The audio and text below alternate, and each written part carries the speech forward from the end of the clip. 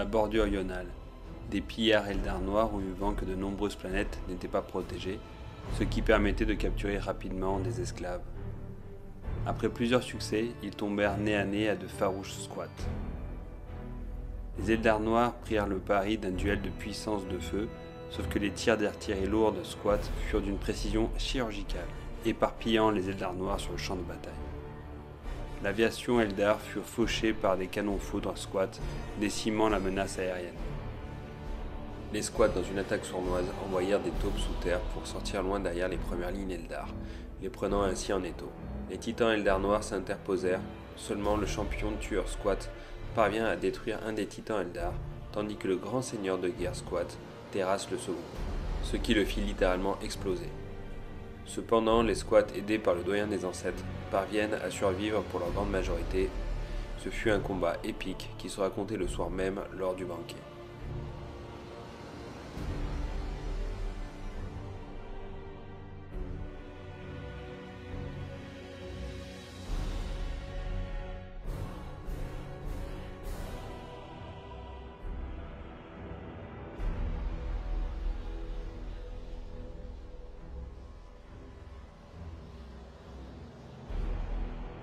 Dans le secteur Lonir, une marée verte déferle sur une planète peuplée d'Eldar.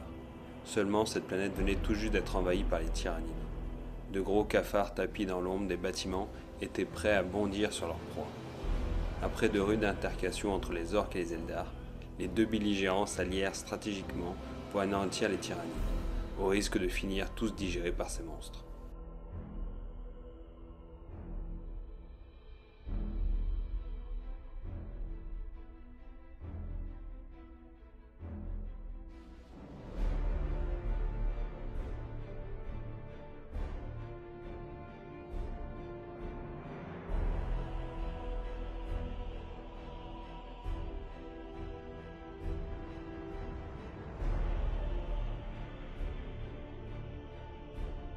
Dans le secteur hirsien, la 4e et la 10e compagnie de Watskars furent envoyées pour stopper l'avancée de renégats. La confrontation a eu lieu dans une bourgade qui était proche de tomber aux mains des renégats. Un détachement du Terminator a été téléporté proche des lignes ennemies en éclaireur. Seulement le point d'arrivée fut quelque peu laborieux, et les malheureux tombèrent sous le déluge de feu d'un groupe de Leman Russ. Les Watskars modifièrent leur approche, en essayant de contourner sur les deux flancs leur adversaire, évitant ainsi le gros de la puissance de feu. Le flanc droit fut très bien géré par les Astartes, éliminant méthodiquement leurs opposants. Le flanc gauche était une autre histoire. Les renégats se positionnèrent très vite sur une colline dominant la ville, soutenus par un Shadow Sword, un Bendblade et un Warlord. En face, le Warbringer qui accompagnait les Watskars faisait pâle figure.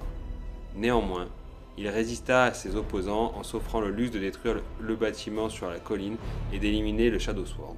Après de âpres combats, les deux opposants préfèrent renforcer leur position en se partageant la ville en deux.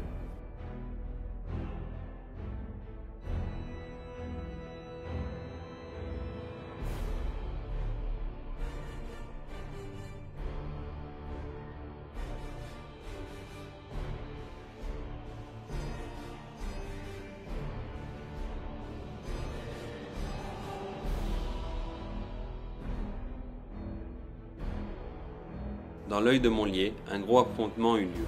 Des squads chaotiques avaient établi un poste avancé dans cette région et furent attaqués par l'assaut d'une légion titanesque de corps. Par pur hasard, ce fut le moment choisi par une nuée tyrannide pour envahir ce secteur également. L'objectif de Khorne et des tyrannides était de s'emparer de cette zone riche en ressources.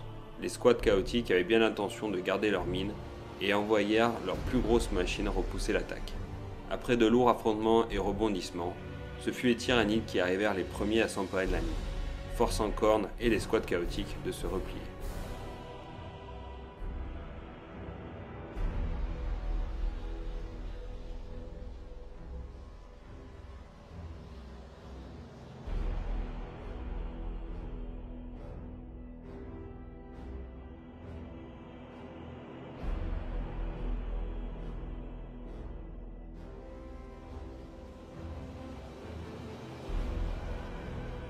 L'œil de Monlier attire régulièrement la convoitise de plusieurs races. Une seconde planète fut attaquée. Khorne et Nurgle ouvrirent des failles warp pour surprendre des Eldar qui vivaient là. L'objectif du chaos était de maintenir ouvertes leurs failles d'invocation pour pouvoir amener une horde plus importante. Les Eldar avaient comme objectif de refermer rapidement les failles, mais ils étaient trop peu nombreux pour pouvoir les repousser. Par chance, si on peut le dire ainsi, une Wag Orc sentit le combat et débarqua pour tout simplement se battre. Un culte de la vitesse se dirigea en plein milieu de la bataille, tandis qu'un Kanggoth attaqua les forces de Khorne. Les Eldar en profitèrent pour prendre de vitesse les forces de Nurgle et parviennent à refermer leurs failles. Les forces de Khorne sont décimées, mais leur faille est toujours ouverte, ce qui permit à des hordes démoniaques de venir en renfort, et ainsi gagner cette bataille.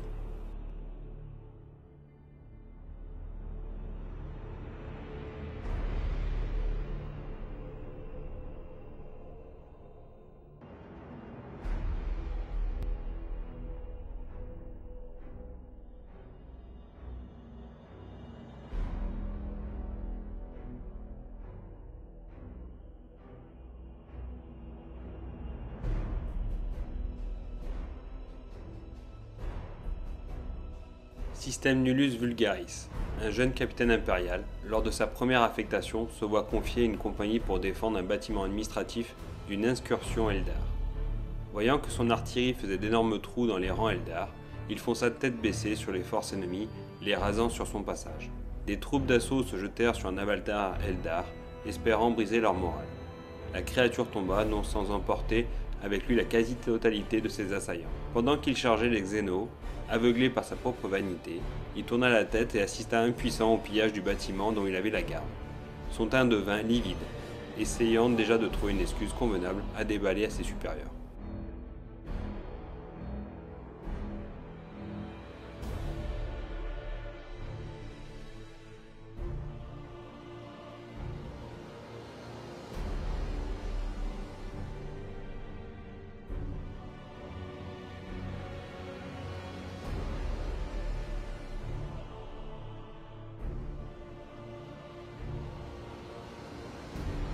Le capitaine Icarus, s'étant récemment fait mal voir de ses supérieurs suite à une confrontation avec des Eldar, fut transféré dans un autre secteur, sous la tutelle d'un officier plus expérimenté, où une invasion orque serait imminente. Une force composée notamment de bombardes, de basilisques, de Benblade et d'un Shadowsword leur fut confiée afin de défendre la planète forestière.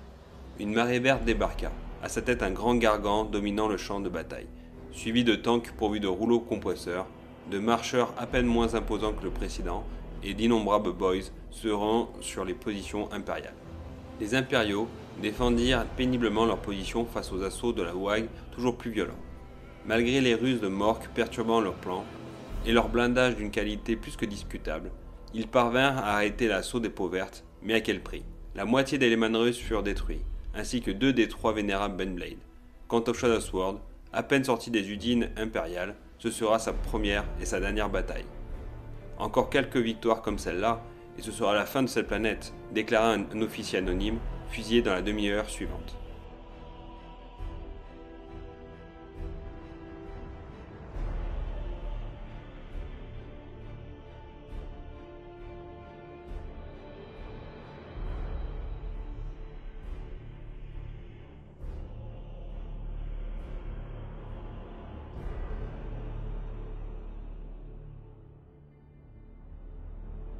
Sur Sand Secundus, des rumeurs qu'un culte d'Nurgle était en activité et conspirerait pour renverser l'ordre établi.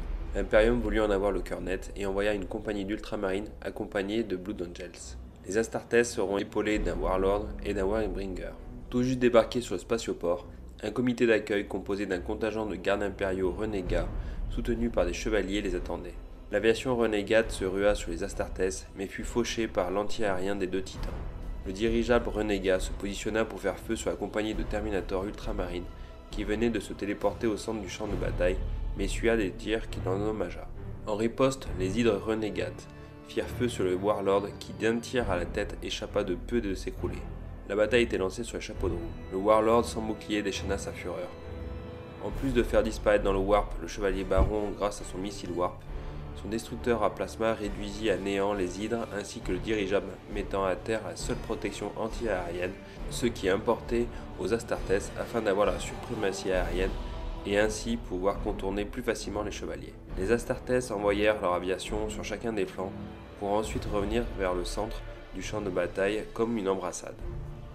De plus, des troupes furent envoyées dans les lignes renégates pour faire diversion et les maintenir loin des objectifs capitaux pour la capture du spatioport. Des chevaliers lanciers tentèrent une percée au centre, mais tombèrent en raison des tirs de flanc du Warbringer notamment. Les renégats utilisèrent une bonne partie de leur puissance de feu sur le Warlord, qui tenait bon. Néanmoins, un second tir à la tête le déstabilisa. Des drop pods Blood Angels tombèrent du ciel. Les renégats mobilisèrent beaucoup de ressources pour tenter de les intercepter. Certains pods passèrent au travers du déluge de feu, et des Space Marines de la Compagnie de la Mort en sortirent, ceux-ci épaulés par des Space Marines d'assaut afin de raser l'arrière-garde des renégats. Dans un baroud d'honneur, 3 paladins renégats firent feu sur le Warbringer de côté. Un tir au réacteur le fit exploser dans une gerbe cataclysmique. Les Astartes prirent le contrôle du spatioport, qui servira de tête de pont pour les prochaines batailles.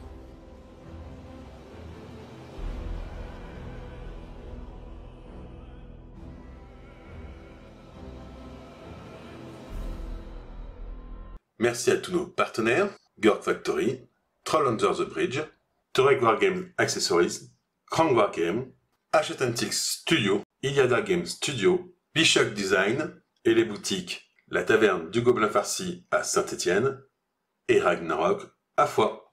Pour bénéficier des offres chez nos partenaires, n'hésitez pas à rejoindre l'association NetEpic, tous les liens en description.